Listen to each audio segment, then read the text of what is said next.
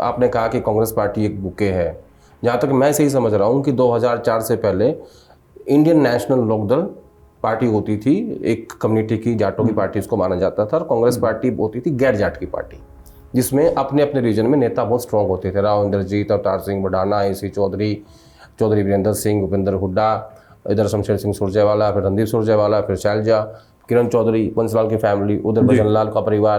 तो ये एक बुके था, ठीक है।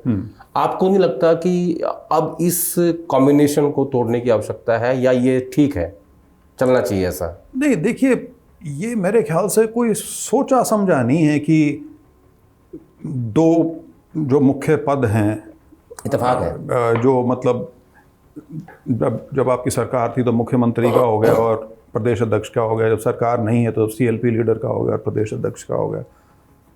यहाँ तक मैं आपकी बात से बिल्कुल सहमत हूँ, क्योंकि ये तथ्य की बात है कि इन दो कम्युनिटीज़ से ही आए हैं सारे, हमेशा वही एक कॉम्बिनेशन चलता आ रहा है। लेकिन इसका ये मतलब नहीं है कि ये कॉम्बिनेशन स्टैटिक है या ये बस यहीं अटक के रह गया है।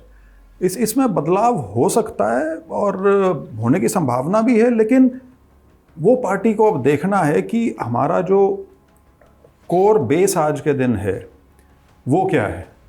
तो उस नाते यदि आप देखें तो जिन दो समाज के वर्गों की आप बात कर रहे हैं, वो राजनीतिक तौर पे भी और वो संख्या के हिसाब से भी सबसे बड़े ग्रुप्स हैं वो, ठीक है। तो उस नाते उनका वज़न तो रहेगा।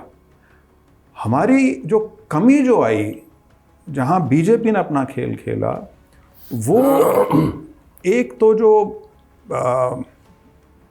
SC समाज है उसके अंदर जो एक विभाजन करने में वो कामयाब रहे DSC के माध्यम से, और दूसरा बैकवर्ड्स को, क्योंकि बैकवर्ड हमेशा कांग्रेस की रीढ़ की हड्डी था हरियाणा में, जो बैकवर्ड को वो अपनी तरफ उनको ले जाने में जो कामयाबी उनकी रही है, तो वो चीज़ें हैं। तो निश्चित तौर पे पार्टी का प्रयास ज़रूर ये रहना चाहिए कि इन दो वर्गों को दोबारा किसी तरह से अपनी तरफ लाने का प्रयास करें, लेकिन उस प्रयास में ये भी नहीं हो सकता कि जो दूसरे बड़े समाज के वर्ग आपके साथ जुड़े हुए हैं आप उनको अपने से दूर कर लो।